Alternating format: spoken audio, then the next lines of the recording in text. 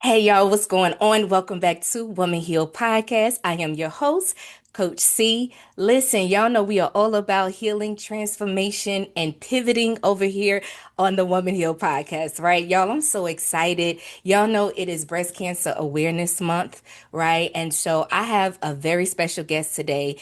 And I want to go ahead and bring her on without, y'all, we ain't got to do all the formalities. Y'all hear from me every single week, right? But I want to introduce Miss Whitney Sanders, y'all. Whitney, come on in, baby. Look, it ain't long. It ain't long at all. Hello. All right, y'all. So this is my special guest, Miss Whitney Sanders. Let me just give you a little bit of information about her. She is a breast cancer survivor, author, and single mom of two who turned her hardest storm into a story of faith, resilience, and hope. And she was diagnosed with stage 3 breast cancer. Now she shares openly about survival and healing from trauma and learning to embrace life again, right? So through her book and speaking, and the book we're going to talk about today is Through the Fire. Y'all love that title? I love that title, right? So in the book, she reminds us often that even after loss, fear, and pain, life can still bloom with joy and purpose. So here again to discuss her new book, Through the Yay. Fire. Y'all help me welcome Miss Whitney Sanders. Yay. Whitney, take a moment in your own way. You can greet everybody, say hello, and share, and then we'll dive in. Hello, everyone. Carla, thank you so much for having me. I'm excited to share my story. As Carla so well introduced me, single mom of two, breast cancer survivor, and I just wanted to be able to provide a resource that helps people on their journey in healing and finding just joy when you thought you couldn't find it again after you've been through something so hard. So I'm excited to share that and excited to see how God's going to use that to help other women. I love that. I think it's always courageous when anyone, right, regardless of gender, is just has the courage to share their story because Mhm. the level of vulnerability and Yeah. transparency, and we as humans, we are always like, I don't judge. Like, yes, Yes, we y'all do. do judge, y'all do, right? But that's why we have to process in private before we Mhm. share in public, right? Right. So, Whitney, the way we do it here on the Woman Heal podcast, before we get to the heavy stuff, right? Because this podcast is all about healing, growth, transformation, and pivoting. We like to start with some fun rapid fire questions, if that's okay for you. Okay. Awesome. And I'm gonna just shoot them out to you. Listen, what first thing come to your mind, you let me know, and then we're gonna dive Okay. into the conversation, okay? Okay. All right, so if your journey had a theme song, what would it be? Oh God, the theme song. um, Honestly, what just came to my mind was Fast Car, the original Fast Car. Um, because it talks about getting away. It talks about going somewhere better than where you've been. You just need a chance to get there. And that's what I feel like my journey has been. Just I needed to get where I was going, leaving things Fast car. behind that didn't serve me anymore. I love that. What's one thing on your life after survival bucket list? Oh, going and living in a foreign country. Look, Hands she was down. like, I ain't got to think about it. I gotta think Look, about that one. I'm leaving America. I'm leaving America. I'm leaving. I love that for you. So, all right, this one here is a little fun. Which character, real or fictional, would play you in a movie about your story? Hmm. I would love either Tracy Ellis Ross or Sanaya Lathan, one of the two Oh, I women. can see both of those for you. I love them. Definitely, you have the resemblance with Tracy Ellen Ross. That would Uh-huh. be, I'm sure. Have you heard that your whole life? Not my whole life, but I have heard it. You've heard it I'll quite take a bit. You'll it. take. I'll Yeah, take you it. look like one of Diana Ross' children. You do. I'll take it. You'll take it. I know that's right. All right. What's one small joy you never take for granted anymore? One small. Say it again. What's one small joy that you never take for granted anymore? I never take for granted anymore. I would say the ability to just be present in every moment. Something that I took for granted and definitely didn't do before cancer. Like there's like before cancer, life after cancer, and just Hmm. always rushing around, always trying to get to the next thing, going on my to-do list. And now it's just the ability to just be in those moments. Enjoy being present in Mm-hmm. moments, right? Yes. Last one. If you could create a billboard sharing one message with the world, what would it say? I know these were supposed to be fun, but they so thought That's, I don't know. provoking, This aren't was kind they? of heavy. I don't It know. sounds stressful, don't it? There's a lot going on in the world. Um, But what feels aligned to you with your what purpose feels, and your message to women or the world? You know what I mean? mhm. Yeah, I would say it's never too late to begin again. I like that. Hmm. I like simple. Don't need no explanation. Don't need no more sentences behind it. It's never too late to begin again, no matter what that looks like. Yeah, that could Yeah, be somebody transitioning off a job, having a exactly. baby in their 40s, going Yes. through divorce, anything, right? Any Anything. transitional moment. I Going love back that to for you. school, anything. Yep, going back to school. Yep. I went back to school in my Really. 40s. See, never too late. Never too late. And it was a challenge at first, kind of getting out of my own head because you know how we're like, oh, if I only had figured this out in my 20s, like, oh my Yes. God, I would have my doctorate by now. Yes. But I wouldn't take anything from the journey, right? If you change No. one thing, it's going to change everything. Everything. Yes. And So so I'm a sometimes we have to testament. live experiences to get to where we are. Yeah, so I'm a testament to that. Your billboard, it's never too late to begin again. There Amen. we go. Amen. All right, so let's start with the foundation and go back to like the beginning of the story, right? So before we Hmm. dive into your book, Through the Fire, which again, I love the title. It's so soft. It's so, I just loved it. When you sent this to me, I was like, okay, because I will pick a book apart, okay? Because I know. I was so scared. as a publisher, a writing coach, an author, I got a different eye, you know? But Right. I be low key judging books that I didn't work on. But I was very impressed. I read it, Thank you. no grammatical. I mean, I'm proud of you. I'm so, Thank you. so proud of you. And I share books all the time. That's how my brain works. When somebody Hmm. going through something, I'm like, read this book, listen to Yeah. this podcast, watch Yes. this YouTube video. I'm a information person. Yes. So before we dive into the book, I want to go back to the moment. So we're gonna switch gears just a little bit, right? Okay. So I want to go back to the moment that your world shifted when you first heard the words, "You have breast cancer." What was that moment like for you? Uh, that moment was heavy. It was it was a confirmation because I knew in my spirit I did before I ever got the call. But Mm, getting the call, like hearing the confirmation, um, it was heavy. It was God. We just got through a really hard season of divorce. We got to go through this now too. so you Yeah. had just came out of a divorce Mm-hmm. and then got diagnosed with Then cancer. got diagnosed. Uh-huh. Okay. And so it was like, when I was praying, I was like, God, this wasn't what I was really looking for when I said I'm ready for something new. Um, Hmm. so it was something I was not mentally ready to process, Hmm. but yet also knew it was coming.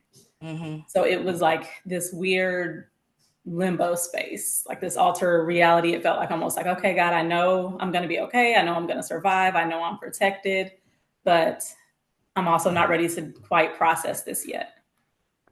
So let me ask you this. Based on what you just said, you were like, God, you said you told God, I know I'm good. I know I'm protected. So in your mind, because we think of can't the C word is just scary.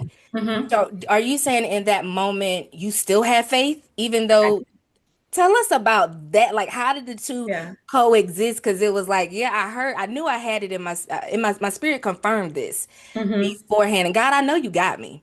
Like, I, Mm-hmm. I know I'm gonna come out of this. I think that's beautiful.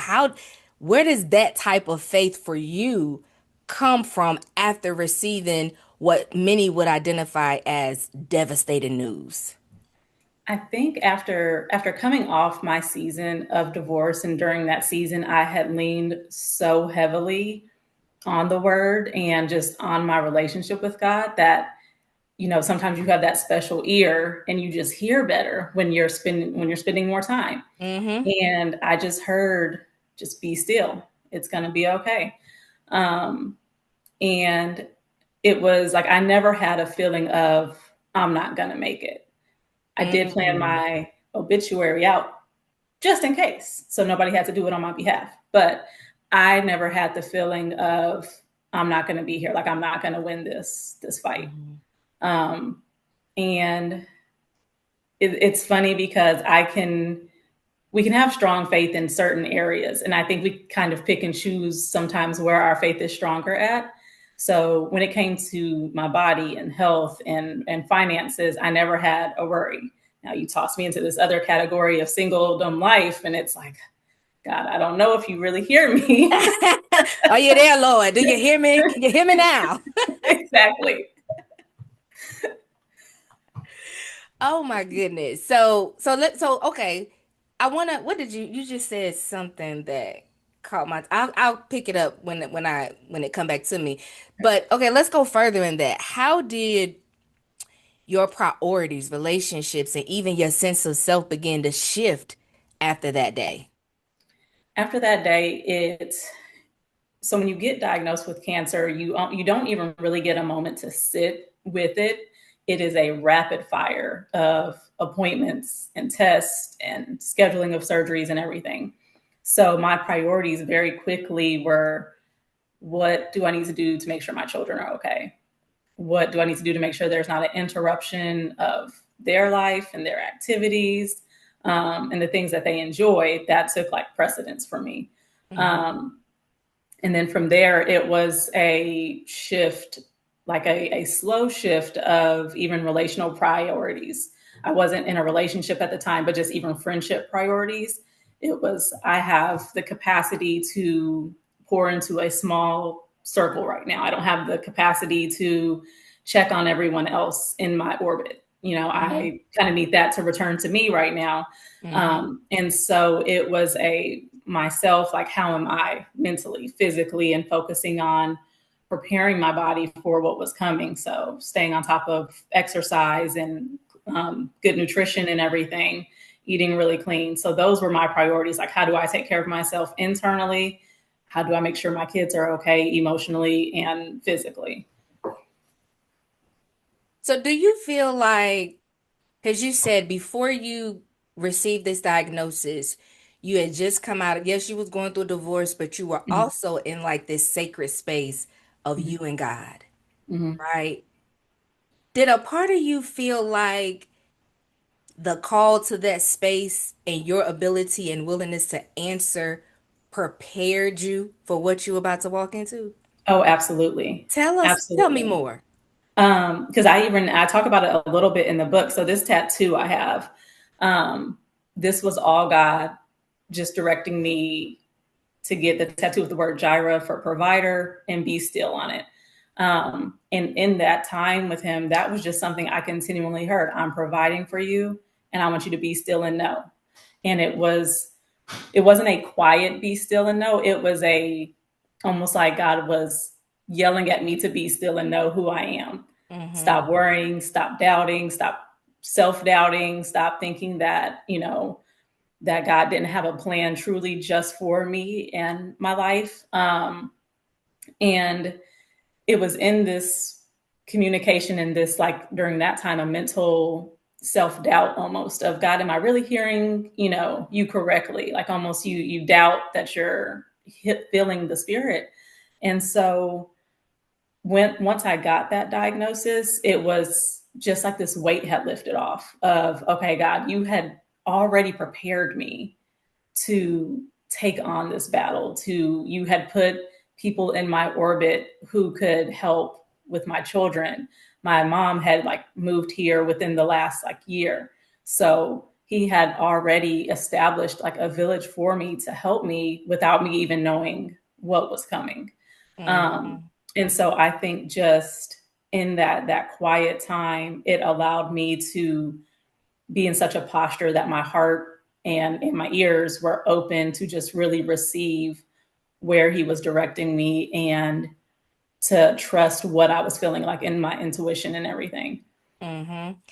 And so I heard you say during those, because at first you was like, a weight was lifted. I'm assuming what my interpretation, not assumption, my interpretation of that was because I'm sure our listeners are like, wait, you just got diagnosed with cancer. What you mean a weight was lifted? I think my interpretation of that is the weight of the unknown. Like Mm-hmm. it was the it's like, okay, it's a battle, but I now know what it is. I can see it, I Exactly. can fix it.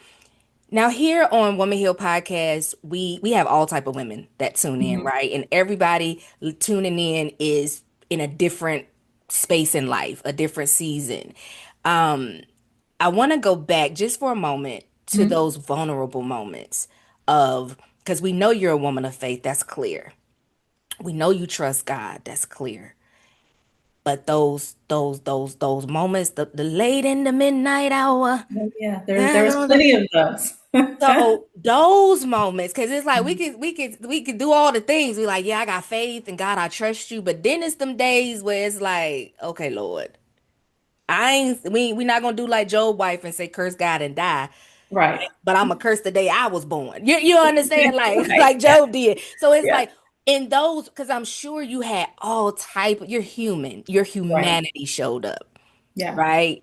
And so you have this humanity, but then you got this spirit and soul that's mighty. But this humanity is a little fragile, Right. Yeah. right? So in those moments of fear, anxiety, and uncertainty, what did you do? Like, are there any practical things that you did to help ease that up off of you? Hmm. Yeah, I would say for me, especially the moments where I was there, there were a lot of tears. There were absolutely lots of tears. Mhm. And so for me, things that really helped me were to get myself out of my mind. So a lot of music, like I always find just peace in music, whether for me that was sometimes jazz, R&B, um, and then getting out like creative things out of my body. So painting, I can't paint to save my life, but I like to think that I can. So It's so making relaxing and liberating. artwork. It is. And so just doing things like art, going for walks, and then just truly surrounding myself with community. Hmm. People who I know would pour into my spirit when I was feeling down. I think it's so important, even if that's just one person as your community, Hmm. to have someone that can truly pour into you and remind yourself of who you are. Like you are, yes, you're feeling beaten down right now, but you're strong. Yes, you're feeling hurt right now, but you're going to be happy again. Someone that's willing to pour into you in that way and to just show up for you, even if you don't know how you need someone to show up for you. So I surrounded myself with my closest friends, my closest family.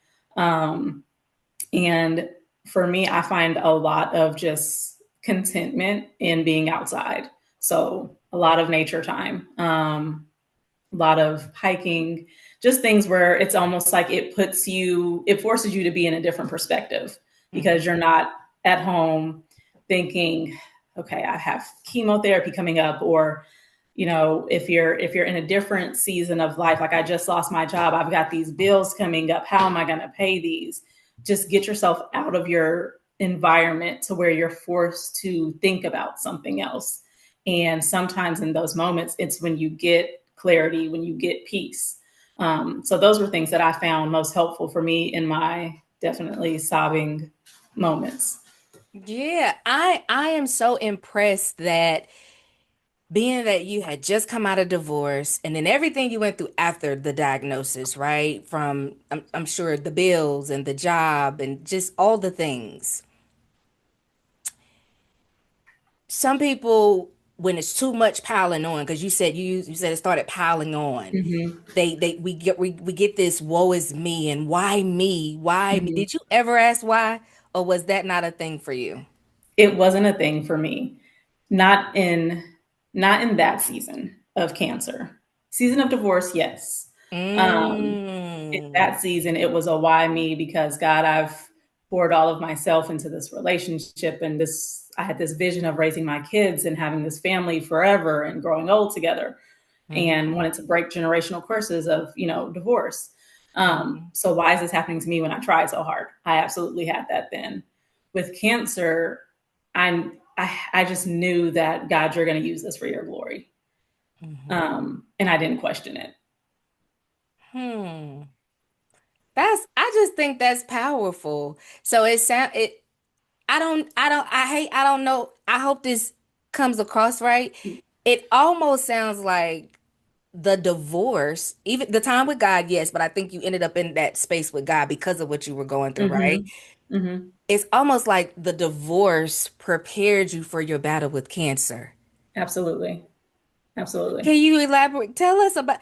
I'm just having some ahas over here. I just I think I think because one thing we do here is we give women hope, and I'm a big believer of no false hope. You know Yes, what I'm saying? Like yes, that blind faith stuff. I'm like, yeah, but tell us more about that because that's what it sounds like to me that you had this pain. It sounds like that's something that could have broken you and broken your right, spirit had you not been intentional with you and God. But it right, sounds like the divorce prepared you for this upcoming battle.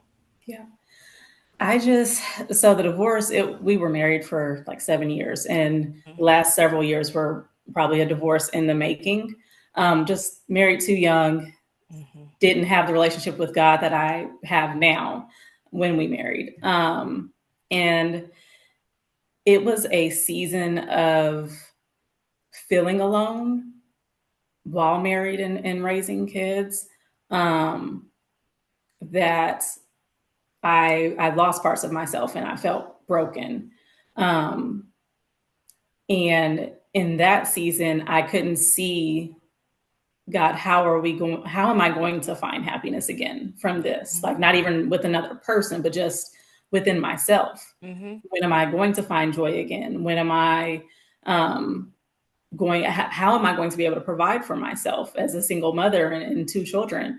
Um, and so, in a lot of those moments, a lot of that self doubt, a lot of the I don't know how I'm going to make it, I think because I had to focus on making it, um, and going to God during that time, and even outside of my relationship with God, just almost not having a choice. I didn't give myself a choice. It was, we have to make it because we have no other option. You have two people counting on you at the end of the day. Hmm. Um, and you have to show up for them. And for me, even though the divorce wasn't how I wanted, my life to go, I wanted to be an inspiration to my daughters. And it was, Hmm. how can I use this to be a better woman for them, to be a model of how to be independent, yes, but just how to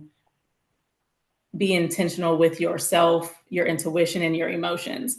And it was in that thought process and that mirroring for myself that I think prepared me for the battle of cancer, because it was almost along the same lines. How can I show up to this season with grace, with strength, with courage for myself, but also for my daughters who are going to be watching my every move during this Hmm. season?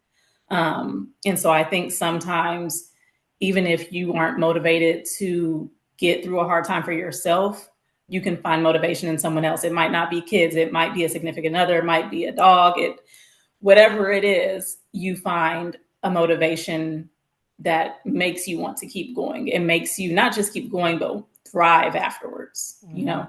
And so I think that is what, like you said, yeah, it helped prepare me for the battle that was coming. Hmm. Now, in Through the Fire, you write that um, healing doesn't end when treatment ends, right? Can you share a Yes. moment after treatment when you realize that, whoa, this journey is far from over? Because we all celebrate the ringing of the bell. We like, Yes. yes, but then Yes. we also know every, I don't know the details as far as the specifics. I just know what is it every year you got to get retested. So it's kind of like a Yeah. scare, like this, kind of like a little anxiety where Yeah, it's like, have quarterly because quarterly PET sometimes, scans. yeah. So, that moment, like, how did you realize, like, okay, or when did you realize this is far from over? What was Yeah. the like after that for you? So when I finished, my final treatment was radiation. And when I was completely finished, in my mind, it was okay, I'm going to just feel better. My energy is going to be back. My appetite is going to be back. I'm going to shed this steroid weight with no problem. Um, and I'm going to just kind of hop back into life where I was. And that was absolutely not the case. Um, I still, and I'm about a year out from treatment, I still suffer from extreme fatigue from chemotherapy. It can take years to recover from chemotherapy. There are days I might go drop my daughters off at school and I have to come back home and take a nap, and it's first thing in the morning. Hmm. Um, and then just even appetite wise, I'm a foodie. I love food, and my appetite changed so much. I couldn't find joy in even the simplest of foods. My favorite foods that I would cook for everyone, and I wouldn't want to eat because it tasted different. I Hmm. wasn't hungry. And steroids, you get steroids every single chemo treatment, and so it puffs you up so much. It's just like you can't even say you're a shell of who you were because you're so unrecognizable physically. Hmm. Um, and it's taking a year for me just for my body to kind of return to what it used to be on the outside. Um, but even mentally, just I have chemo brain fog.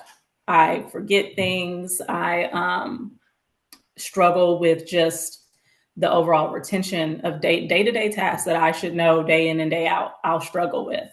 So those are forms of things that there's going to be ongoing healing with.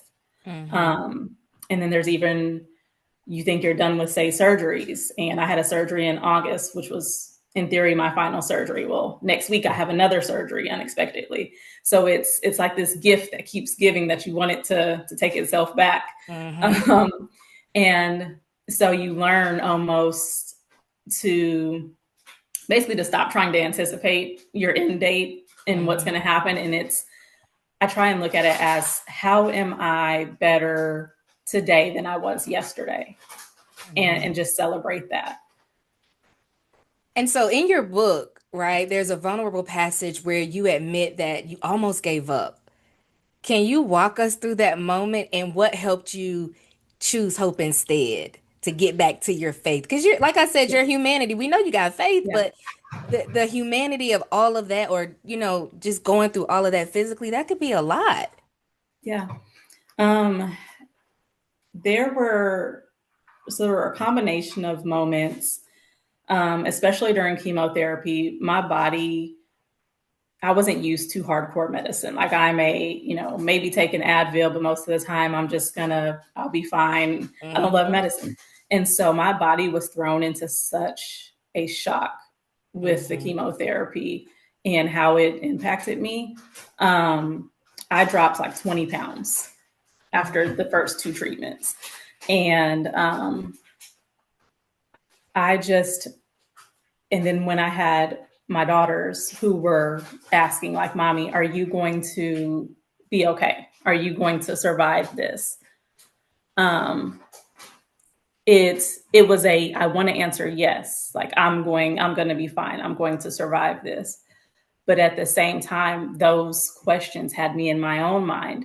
Hmm. Boy, am I going to survive it? Yes, I'm going to survive it, but what am I going to look like when I do? Like not physically, but just mentally. Hmm. It's such a mind game almost when Hmm. you get thrown just such a curveball that upends your life that you don't know, because you don't know the end date necessarily of when this journey is going to be over. You have those moments of, can I do it? It was like I knew I was going to be okay, yes, but can I do this? Hmm. You know, can I survive 16 treatments of just chemotherapy? Can I survive a double mastectomy? can I survive 30 treatments of radiation? Like, and I kept looking at it as everything. I was like, that's so many months away and so many treatments. And I just wanted to stop at one point. I was like, I just want to be done. And God, however many more years I've got, just let them be good. Um, Thankfully, I had a village that was like, absolutely not. Just, you're Right. going to be okay. Just keep Shout out going. to the village, baby. Listen, let's take a Yes, moment and shout out to your village. yes, yes, Because when they see this little village, yes, we appreciate you. We thank you. We thank you. yes, May God return unto you 100-fold. We thank you. Keep yes. going, baby. Amen. And so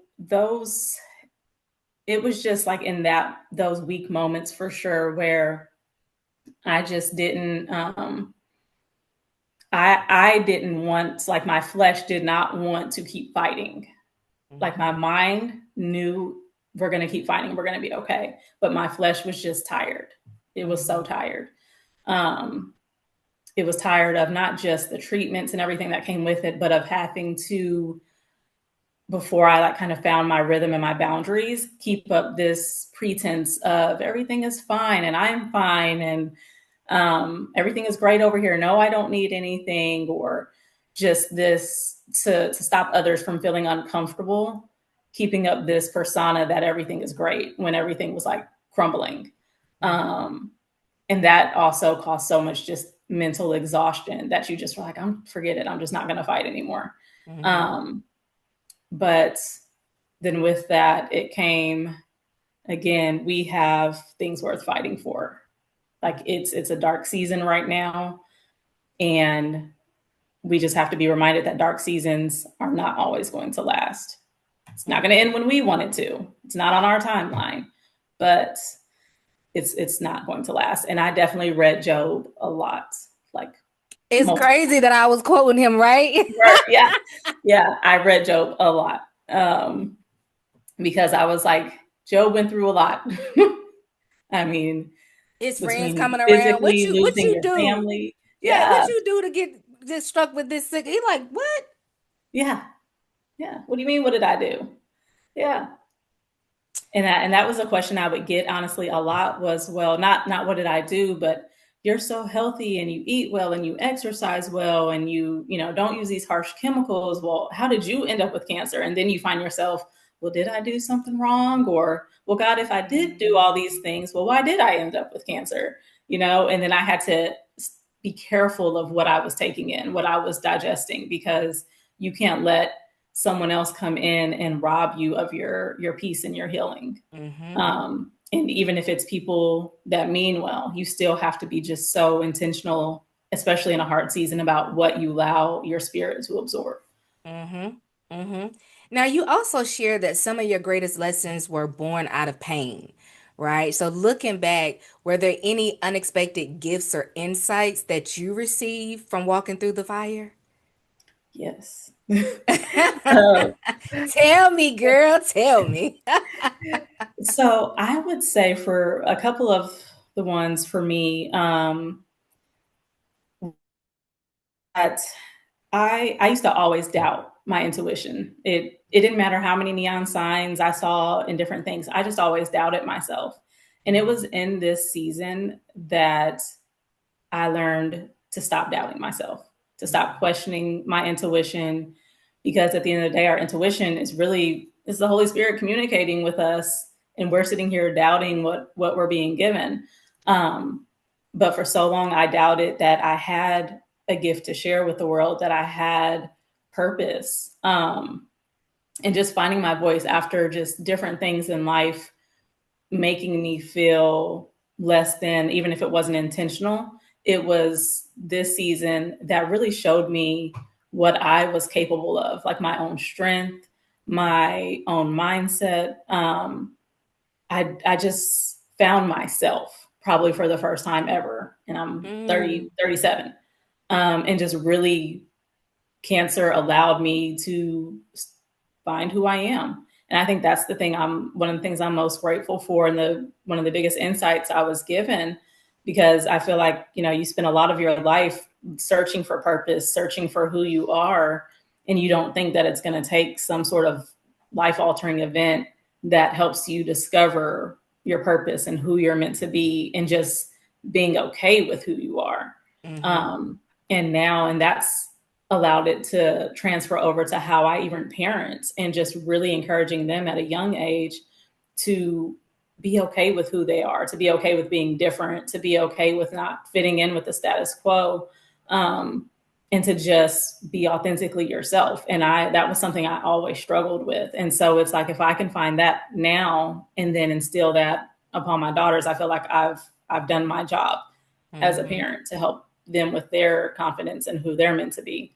Um, so that lesson, and then even just being a good steward truly of what you're given, from finances to your home, all the things that you can often easily take for granted, the ability to breathe, um, just being a good steward of your body, because I didn't know how hard it would be to not be able to be active, to not be able to just go on a walk because I wanted to, or um, exercise with weights because I was too weak. But also just financially, I was forced to not work. I was forced to sit down and not go anywhere. And even though I wasn't working, somehow I was saving more than I did when I was working.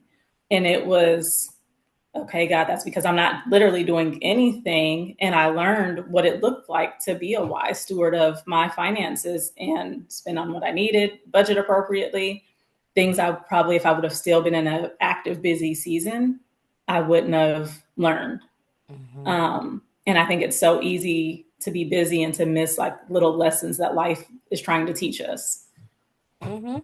Now, one of the most powerful things that I came across in the book was when you talked about forgiveness, right? And it's not, Mm-hmm. y'all listening, it's not from the perspective that you think. You talk about forgiving your body, forgiving yourself, and even forgiving others, right? Mm-hmm. What can you elaborate on that and how forgiveness became a part of your healing process?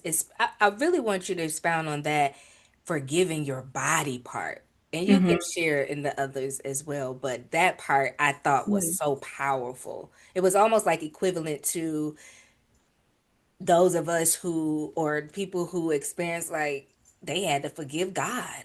You know what I Mm-hmm. mean? For Mm-hmm. allowing certain things. So that forgiving of your body, tell us more about that. Yeah. So for me, when I had my double mastectomy and I um, was diagnosed and had the biopsies and everything, one of my like initial feelings was my body failed me in some way. Like, I've tried to take such good care of it internally, and still I end up with this. And then as treatments progressed and I'm losing hair, I'm losing eyebrows and eyelashes. I mean, you lose everything. I lost fingernails. Um, and so I, when treatments were done and I'm looking in the mirror and I literally don't recognize myself, Mm, I had to recognize that this body, as different as it may be, and as angry in a sense as I was that it failed me, it also saved my life. It allowed me to find what was causing my cancer. I found the lump myself. And so it revealed to me what was going on. It saved my life despite all of the changes. And I had to really appreciate all my body had done for me. It withstood all of these harsh treatments that sometimes do kill people because of how strong they are. It survived that to keep me here. And even just with, when people give childbirth and you're pregnant and your body goes through all of these changes and you're breastfeeding, all of these different things, it's, I think from a young age, especially as Black women, we're taught that bodies are so important and how we look are so important, that we forget all that our body is doing for us to keep us alive internally, all of the functions that are functioning normally, our mhm, mind and just all the things that keep us like alive. And so for me, I was like, body, you have done so much for me. Mm-hmm. Literally, you fed my children, you fought cancer. I cannot be angry at these scars that I now have and the difference that I have in my chest, cutting off my locks and restarting them. I cannot be angry at something that allowed me to still be here to tell my story.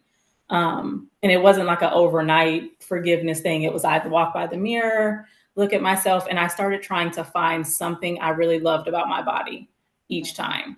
So whether that was my fingernails were growing back or some little eyebrow hairs were coming back in, or just I love my skin complexion today. It looks beautiful. Um, Mm-hmm. just finding something that really made me feel happy about the way I felt and looked, allowed me to let go of any type of resentment I had about what I had been through and what my body had endured. Mm-hmm. I will say one of the things when I came across your Instagram, I was like, she's so beautiful. Like, I just Aw. immediately thought you were just so beautiful. And then when we had an exchange, I was like, oh, she's not just pretty, she's pretty on the inside too. Aw, thank So, you. like, I'm while you're explaining all of these things and the fingernails, and I'm sitting over here imagining you without hair, and I'm imagining you. I'm like, she's so pretty. Like you made like you live you outlived the storm. You outlasted. That's the word I'm looking for. You outlasted the storm, and I'm so proud of you because there are some people who give up, Aw. right? Like, and we people give up in various areas. We know there are mental health challenges. Everybody handles things differently. Mhm. Let me ask you this: did you suffer from any survivor's remorse? Yes, but that hit actually more recently than even in the midst of Mm-hmm. the treatment. I lost a friend recently, um, to her battle, and and she was so young, had only been married less than a year. Um, and it was one of those moments of God, why I want to live too, but why can everybody just live? Um, and it made me feel like it made me challenge the times that I felt happy and joyful. I almost felt guilty for that Mm-hmm. because someone else wasn't here to experience those same joyful moments for themselves and with their loved ones. And it took a lot of journaling and conversation with myself to be reminded that I am allowed to feel joy and feel happy despite someone else no longer being here. I can do it for them and for myself because at the end of the day, I have to make what I went through worth it in a sense. I can't shrink my joy and my peace because people are no longer here, or even because people are still going through active treatment and I no longer am. Mm-hmm. Um, and it's taken a lot of work to get to that headspace because I'm an empath too. So I feel all Me the too. things. See, yeah, and so and um, it's we can cherish and miss people and be appreciative of what we are getting to do and the memories we're getting to make and make them in their honor, but without feeling like we have to compromise our joy and happiness. Mm-hmm. Now, in the book, you say that through the fire is a companion for the transition from survival to wholeness, Mhm. right? So, what does wholeness mean to you now?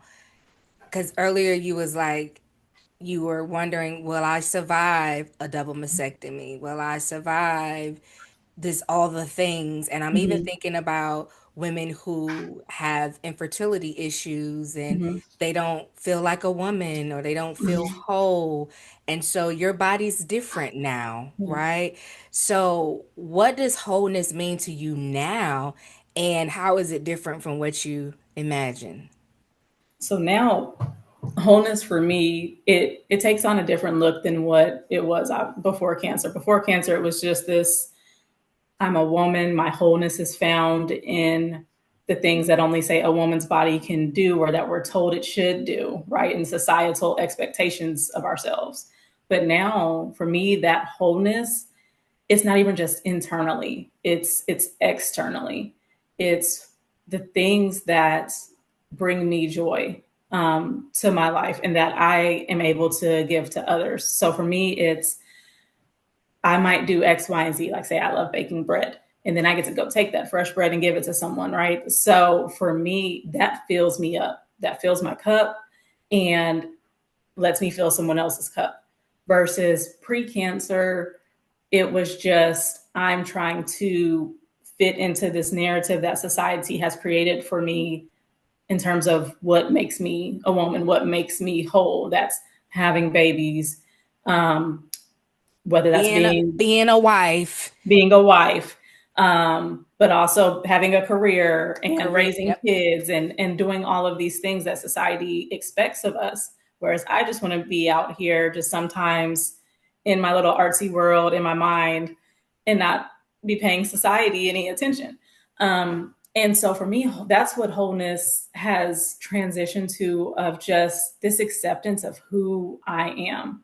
And I think for any woman who has had to have, whether that's body changes or their body is not performing in the way that they think it should or that they want it to or that society says it should, you are no less whole of a person because you don't have that. I mean, if you look at people, say, who can't see, it doesn't make them any less whole. Their other senses are just enhanced. So if you are dealing with feeling less than in terms of you're missing a part of yourself, Mhm. you have other parts of yourself that are overflowing in abundance to make up for what you feel is lacking. But I feel like God never allows us to be lacking in something, and He is not giving us something else in abundance.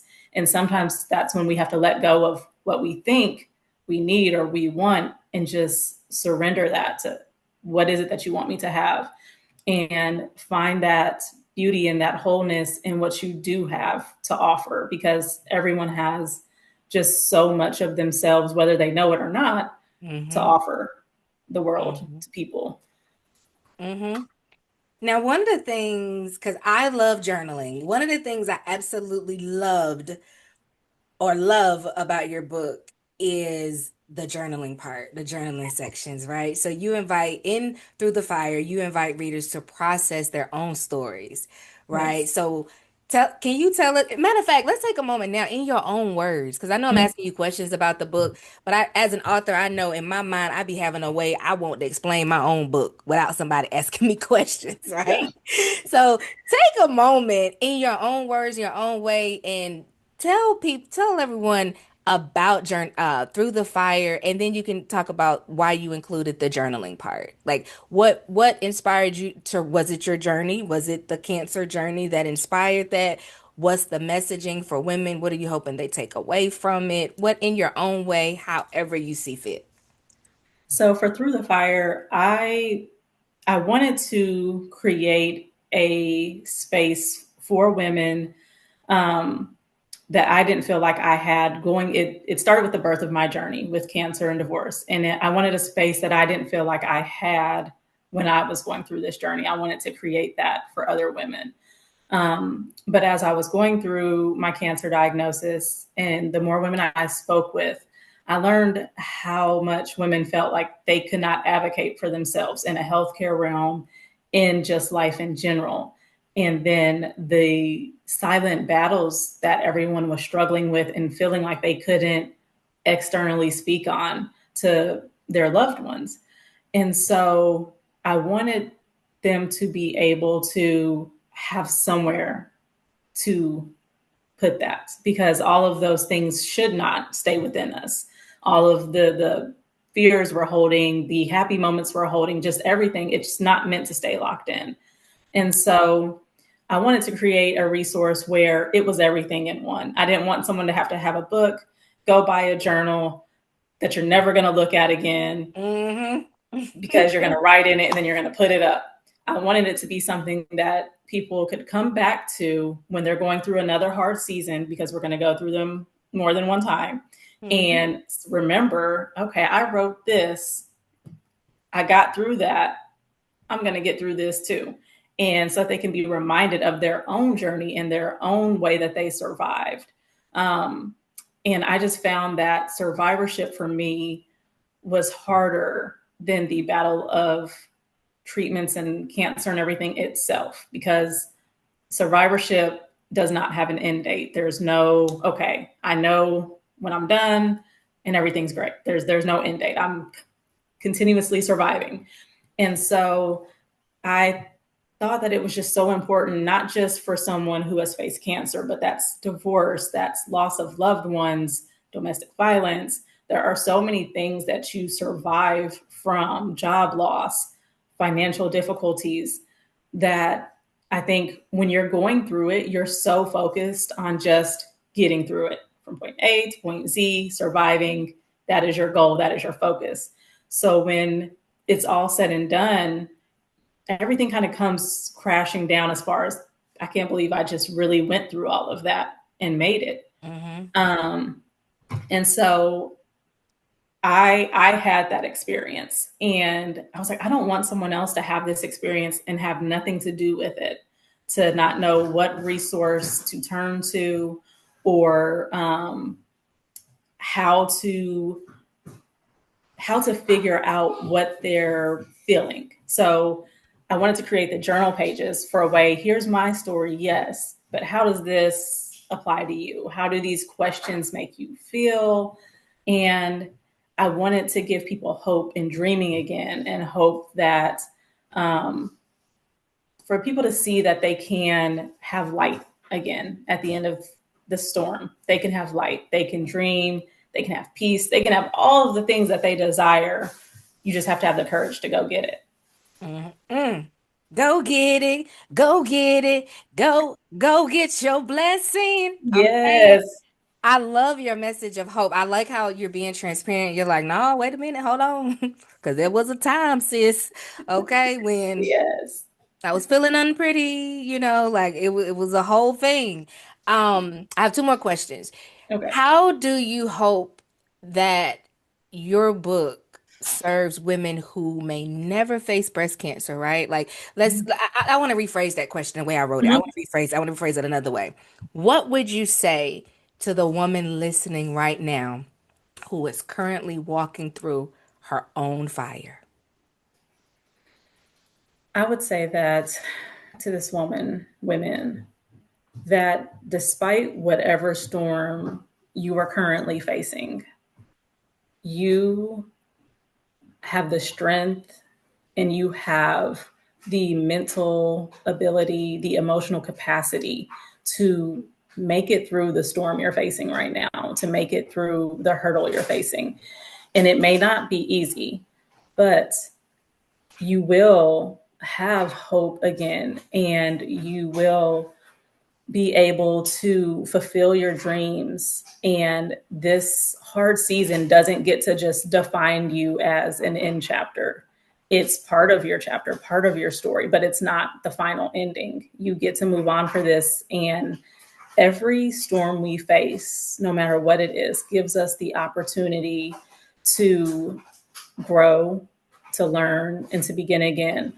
And I think it's all how you use what you're going through. It doesn't mean that you have to see rainbows everywhere, because that's just not the truth. Hmm. But what it does mean is that you can choose how you react and how you show up for yourself in this storm. Set your boundaries and stick to those. If there's people that are draining you and not pouring into you, but making you feel less than, or making you feel just emotionally drained, you have to set boundaries. And sometimes that means there's seasons of relational ships, friendships, work ships, all the ships that Church ships. they have to change. Yes. um and then even, if you're struggling financially, don't be afraid to reach out for help. Don't be afraid to look for grants and for just resources. There's so much heaviness in this world right now, and so many people struggling, that I want people to know that it's okay to ask for help. We all Mhm. struggle. We all have pride. We all, don't want to need something, but we were created to need someone. That's what we were created for, and we were given resources. So use the resources you have. Don't be afraid to go and get food at a food pantry. Did it myself many times. Don't be Mhm. afraid to, take a second job if you have to, if you need to. It's not going to be a season forever, but just always, I think, keep in mind what brings you happiness, what brings you peace, no matter how little that may be. I don't care if it's sitting and having a cup of coffee and some peace and quiet. Do something every day that makes you feel good, that fills your cup. That's what I just want women to take away from this, is just that you can always have light. You can always turn your struggle into something for your betterment and for God's glory. And don't allow anyone to make you feel like your struggle is going to define you. That is Mhm. what I would say. I love that. And I want to say this, like, of course, like going through the book in preparation for our conversation, Mhm. even as I was going through it, like I could see myself, like, because Mhm. if we might can't relate to the same experience, but we can relate to the same emotion, Yes. right? I felt helpless, hopeless, helpless too at times. I felt anxious. I felt alone. I'm sure even in the midst of the community Mhm. around you, there were times you felt alone. Oh, absolutely. Yeah, Absolutely. because they're not going through it. Exactly. I They're not appreciate going through. y'all, Yeah. you right? But Yeah. there's also this part of you that probably felt misunderstood at times because it's like I can't explain everything I'm feeling. I can't Yeah. explain and I feel like we can relate to that as Yes. women.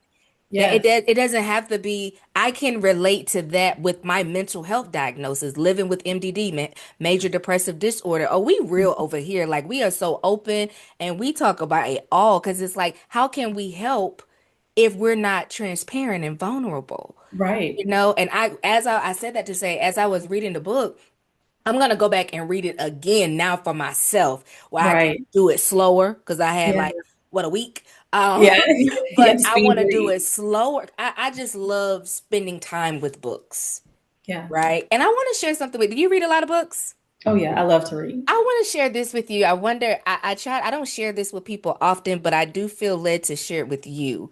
I have this practice of when I read a book, and I want to share this with the listeners as well. This will be something great. If it resonates with you, try it, take it. Um, but I have this thing, and I know we gotta get ready to go. I'm keeping up with the time. I got you. I have this thing where when I'm reading a book, I pray for the author that wrote it the whole time I'm reading the book. I don't just leave a review. These are real people. I'll never forget when I first started doing that was in 2014, 15 when I read Priscilla Shire's book Fervent. Yes. When I started reading that book, I interceded for that woman the whole time because I'm like, this couldn't have been an easy book to write. Like you are prepared, showing. Have you ever heard of Fervent? I have not heard of it, but I love her. She identifies the top 10 areas that the enemy fights us. And I'm like, Mm. this couldn't have been an easy book for you to write. I know you went through some warfare, and I feel the exact same way for you. So that's the thing that I do when I don't care if it's a book on business, I don't care if it's a That's so novel, good. I don't care what kind of book I'm reading. I throughout my reading, I'm also praying and interceding for that author. That's I something love that I that so do. much. Yeah, I yeah. love So that. feel And free to that is, take that. Um, yeah. last thing, what would you say to the woman that's listening right now who just received her diagnosis and she heard you have cancer and she feels terrified? What would you say to her? To her, I would say first, your feelings are valid. Every thought and feeling you have is 1000% valid. But I would say do not allow yourself to go worst case scenario. Get second opinions. Find a doctor that you trust implicitly. and that sees you as more than a number. I cannot stress that enough. Be seen Mm-hmm. as more than a number somewhere. Um, and don't be afraid to ask for help. Don't be afraid to talk about how you're feeling and set your boundaries and state your needs.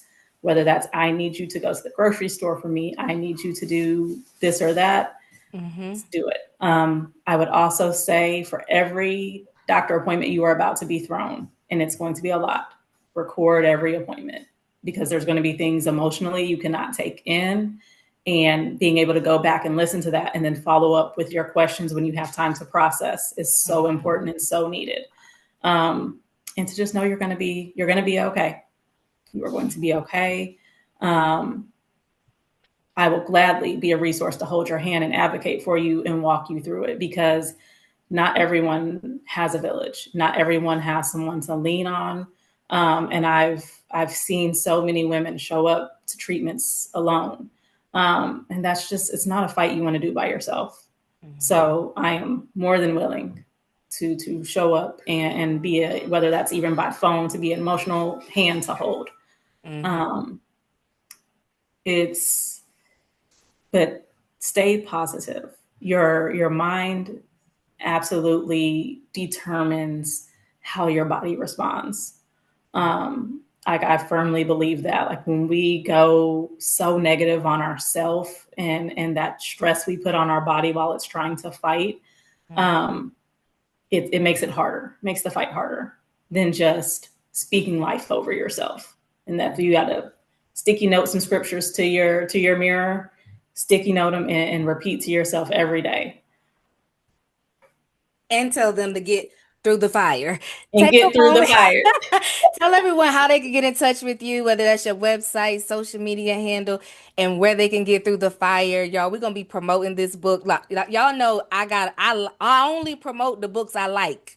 And y'all know I don't promote nothing I'm I so haven't grateful. read. I'm telling you, no matter where you are in your life right now, get this book. But you tell the people where they can get in touch with you, how they can follow you, stay connected, and how they can support your journey if that's through Yes. purchasing the book or anything else you may have going on. Feel free to do that at this time. Yeah. So you can get the book Through the Fire on Amazon. I have a website, lifeunshaken.org, and I help women on there with navigating the financial difficulties that come post cancer and just survivorship post cancer. So if you know anyone in need, you can find me there. My Instagram is life_unshaken, Whitney Sanders. And I am just so thankful. You are more than welcome. Well, I know you got to go. I enjoy sharing space with you today. Thank you. Yes. Was this your first time sharing your story publicly or you've shared it before? This is, well, my second, but yeah, so my second. You were my Did you second. feel a little more I'm sure the first time it was probably like, eh. Did you feel a little more comfortable this Yes, time? Yeah. yes. Okay, You good. helped. So Okay, good, good, good. Well, listen, yeah, I'll be in touch with you. Thank you for sharing space, and you got a new supporter. I'm so thank glad you. we I'm were so able glad to I got come to meet you and across. connect with you. What'd you say? So I'm so glad I got to meet you and connect with you. Likewise, I feel the same way. You go enjoy your babies. You have the most, look, how Auntie Tab said, you go have the most amazing day, honey. And Yes. even if you can't have a good one, Don't you don't you go dare go messing mess up up nobody nobody else's else's. here. Yes. All right, sweetie. All right, y'all. Oh, tell the people bye. You got to tell the people bye. Goodbye. All right, Thank bye, you. y'all. We'll see y'all next week. Have a good one.